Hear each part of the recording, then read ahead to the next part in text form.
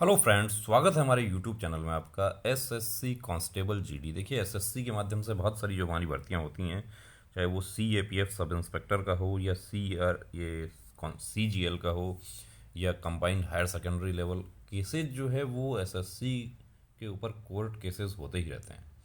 अब court cases जो होते हैं, देखिए, कोर्ट केस करने का अधिकार जो है वो कानूनी अधिकार है आपको। हमारे संविधान जो है वो हमें ये अधिकार प्रदान करता है। सभी नागरिकों के साथ समानता का व्यवहार होना चाहिए।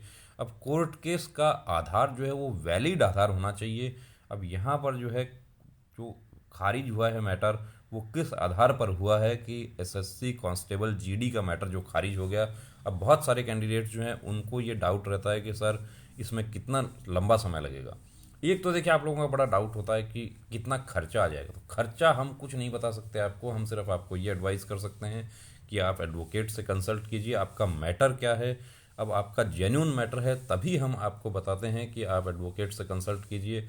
अब आप ये कहते हैं कि मेरे कट ऑफ से जो है 5 नंबर कम रह गए, मैं कोर्ट केस कर दूं। तो 5 नंबर कम रह गए तो आप किस आधार पर करेंगे? या आप कहते हैं कि मैंने एज रिलैक्सेशन लिया था, उसके बाद भी मुझे यूआर में काउंट नहीं किया, तो कैसे यूआर में काउंट कर लिया जाएगा आपको? या आपने 18 नंबर कॉलम जो है वो आपने फॉर्म में गलत फिल कर दिया, 15 नंबर गलत फिल कर दिया। तो एसएससी जो है वो देखिए, वो भी, उनके भी एडवोकेट होते हैं, वो भी रिप्लाई पेश करेंगे। ऐसा नहीं है कि एक पक्ष को सुन के फैसला दे दिया जाएगा। अब ये फैसला जो आपको दिखाने जा रहे हैं, इसमें मैटर पूरी तरीके से खारिज हो गया और कितना समय लगा वो आप देख सकते हैं।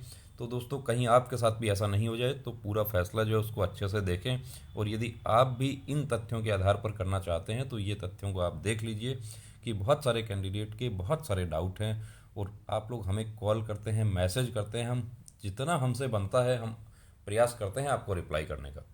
लेकिन कई बार हम जो है रिप्लाई नहीं कर पाते हैं, तो कॉमन मैटर्स हैं, उसके लिए आपके जो कमेंट्स होते हैं उसको वीडियो सेशन में लेकर आते हैं। ये देखिए, ये कैंडिडेट है versus union of India and others. ये कहाँ का है? ये माननीय दिल्ली उच्च न्यायालय का फैसला है, in the High Court of Delhi at New Delhi. अब ये रिट नंबर और ये 2017 का ये मैटर था। अब ये देखिए दोस्तों, ये पिटिशनर और ये इसमें एडवोकेट्स के नाम है यहाँ पे। ये एडवोकेट जो हैं वो, फिर यूनियन ऑफ इंडिया की तरफ से भी एडवोकेट्स आते हैं वो, और ये कोरम यानी दिल्ली हाई कोर्ट में हमने आपको बताया था कि ऐसे मैटर जो होते हैं वो डबल बेंच में लगते हैं। बाकी दूसरे हाई कोर्ट्स हैं उसमें पहले सिंगल में लगता है, सिंगल में खारिज हो जाए तो फिर डबल में लगेगा, और दिल्ली में यदि डबल में खारिज हो गया तो फिर डायरेक्ट सुप्रीम कोर्ट में जाता है। कुछ कैंडिडेट्स का ये भी डाउट था कि क्या डायरेक्ट सुप्रीम कोर्ट में कर दें। सुप्रीम कोर्ट में नहीं हो सकता, दिल्ली हाई कोर्ट में हो सकता है। The petitioner is aggrieved by his non selection to the post of constable GD in the recruitment examination conducted by the CAPF, NIA, SSF and Rifleman GD in Assam Rifle 2015। 2015 का SSC का matter है। 20 मार्च 2018 को फैसला हुआ। आप खुद समझ सकते हैं कि फरवरी 2017 में परिणाम आया था, फिर रिट लगी और कितना लंबा समय लग गया, तो 1 साल लगभग लग गया यहाँ पे।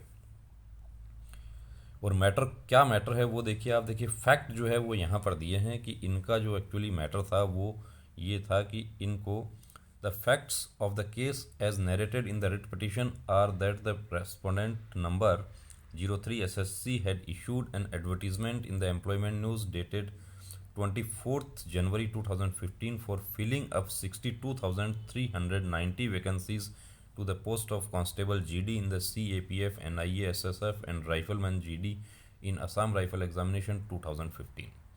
Under the scheme of examination, the candidates were required to fulfill a physical standard PST, PET and thereafter participate in the written examination। उस समय देखिए, पहले PET PST हुआ था, फिर रिटर्न हुआ था, जबकि इस बार आपका पहले रिटर्न हुआ फिर PET PST हुआ।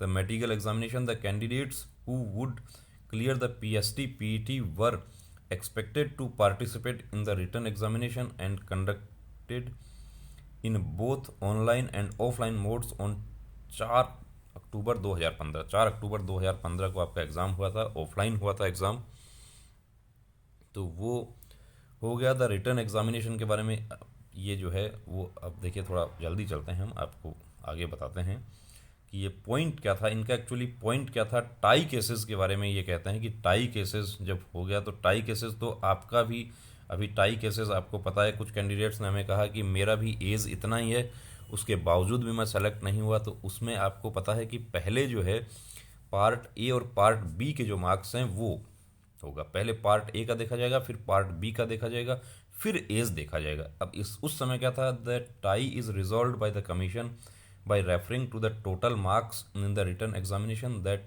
is a candidate having more marks in the written examination gets preference over the candidates with less marks. If the tie still persists, then the marks in part A are preferred, that is a candidate having more marks in part A is given a preference. लेकिन इस बार क्या किया, part B भी उसके बाद कर दिया। If the tie still persists, the candidate older in age gets preference. फिर चौथा पॉइंट है, if the tie still persist it is finally resolve by referring to the alphabetical order of names, that is a candidate whose names begins with the alphabet which comes in the alphabet order get preference. यानी कि जिसका नाम अमर होगा वो select हो जाएगा, जिसका नाम सुनील होगा वो सेलेक्ट नहीं होगा, क्योंकि ए जो है वो पहले आता है। लेकिन यहाँ तक टाई केसेस नहीं पहुँचते हैं। अब इनका टाई का मैटर था, इन्होंने एक क्वेश्चन जो था उस पर आपत्ति की, तो वो क्वेश्चन जो है वो इनको ये था कि अब ये पूरा फैसला यदि आपको पीडीएफ चाहिए तो आप एक व्हाट्सएप मैसेज कीजिए, हम आपको पीडीएफ दे देंगे इसका, या लिंक दे देंगे आपको, जो कहाँ से आपको मिल सकता है। ये लास्ट में आ जाते हैं हम, देखिए क्या लास्ट में फैसला क्या हुआ है। Much water has flown under the bridge by now, as the final merit list was also declared over a year ago in February 2017. It is too late in the day for the petitioner to seek reassessment modification of his answer sheet in respect question number 23 in part A of the written examination. Even otherwise, the court is not inclined to go into the issue by sitting in appeal over the decision of the panel of subject experts, as such an exercise is considered beyond the scope of judicial review as held by Supreme Court in the case of Mukesh Thakur सुप्रा। अब कुछ candidates हमें कहा कि supreme court ने ऐसा फैसला दे दिया है। देखिए, आप अपनी जगह बिल्कुल जायज़ बात आप कर रहे हैं, लेकिन आपके सामने जो है वहाँ पर भी एडवोकेट खड़े होंगे, फोर्सेस के एडवोकेट खड़े होते हैं, जो आपके एसएससी के एडवोकेट खड़े होंगे। उनसे जब हमने डिस्कस किया तो उन्होंने कहा, हमें पूरा डिटेल बताया, और ये जो एक्स सर्विसमैन का जो मैटर है वो भी हमें एसएससी की तरफ से जो एडवोकेट हैं उन्होंने ही बताया, जो एसएससी के मैटर्स ले चुके हैं पहले। उन्होंने जब हमें बताया तो पूरा हमें क्लियर हो गया, उसके बाद हमने वीडियो बनाया। देखिए, हम कभी भी आपको गुमराह नहीं करेंगे, आपको हतोत्साहित नहीं करेंगे, हम जो फैक्ट है वो आपके सामने लाना चाहते हैं, और वो फैक्ट्स के लिए हम पूरा प्रयास कर रहे हैं। हालांकि ये सब इस प्रकार के वीडियोस आते हैं, काफ़ी कैंडिडेट जो है विरोध कर रहे हैं, गाली गलौज भी कर रहे हैं, भद्दे कमेंट्स कर रहे हैं, कॉल कर रहे हैं, धमकी वाले कॉल कर रहे हैं, मैसेज कर रहे हैं कि कॉल उठा मेरा वरना ये कर दूंगा। तो कॉल उठा तो भैया क्या कर दोगे, वो हम जो है उसकी बात हम नहीं कर रहे यहाँ पे। अब यहाँ पर लास्ट में देखिए क्या हुआ है, खारिज हो गया है। In view of the aforesaid discussion we are of the opinion that no ground has been made out by the petitioner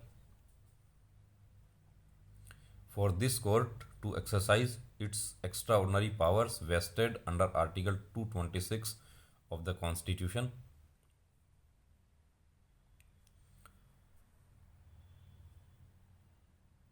of India in his favor. The writ petition is accordingly dismissed as devoid of merits along with pending application. ये dismiss हो गया। इसमें देखिए coast नहीं लगा, वरना तो कई बार क्या होता है कि यदि गलत तथ्यों के आधार पर रिट याचिका लग जाती है तो उस पर कोस्ट भी लग जाता है, या यदि आपके पक्ष में फैसला आता है तो जो एसएससी है उस पर भी कोस्ट लग जाता है। तो दोस्तों, ये वीडियो आपको कैसा लगा कमेंट करके ज़रूर बताएं। यदि ये आपको फैसला की कॉपी चाहिए या लिंक चाहिए तो आप एक व्हाट्सएप मैसेज हमें कर दीजिए या कमेंट आप कर दीजिएगा, तो भी हम आपको प्रोवाइड करवा देंगे। आप उसका स्टडी कीजिए, अपने एडवोकेट के साथ में उसको शेयर कीजिए, डिस्कस कीजिए। देखिए, आप पूरे तथ्य जो है वो आपको जुटाने हैं, आप किसी दूसरे पर आपको आश्रित नहीं रहना है। आप पूरे तथ्य जुटाइए। आप भी ये फैसले जो हैं आप सर्च कर सकते हैं, आपको गूगल पर ये फैसला आपको मिल जाएगा। आप इसका जो जो रिट पिटीशन का नंबर है वो मैं आपको दिखा देता हूँ, वो आप डालते हैं, आपको ये पूरा फैसला आपको मिल जाएगा।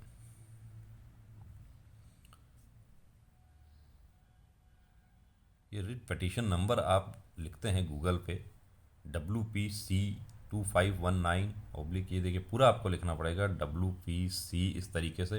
ये आपको पूरा फैसला मिल जाएगा, कोई गोपनीय चीज़ें नहीं है, बिल्कुल ओपन कोर्ट में ये फैसले हुए हैं और ये फैसले जो है वो सार्वजनिक हैं फैसले, और इन फैसलों के आधार पर ही आगे फैसले होते हैं। अब एक कैंडिडेट ने हमसे पूछा था कि मेरा 3 क्वेश्चन में मेरे गलत है तो मुझे क्या दिल्ली में केस करना चाहिए? तो करना चाहिए, ये अब हम उनको बता दे रहे हैं यहाँ पे। करने से पहले आप इन सब को ज़रूर देखें, कितना समय लगता है, तो आपका पैसा भी आपका ज़ाया नहीं हो, आपकी उम्मीदें भी ज़ाया नहीं हो। इसलिए आप पूरे तथ्य जुटाकर और सटीक जो तथ्य हैं, कॉन्क्रीट एविडेंस है, उस पर आप रिट याचिका पेश कीजिए। यदि आपने फॉर्म में गलती कर दी है, कॉलम नंबर 15 में आप यस कर रहे हैं और आयु 23 से कम है, तो आपको बता देता हूं कि उसमें आप लटकते रहेंगे, बहुत मुश्किल है वो।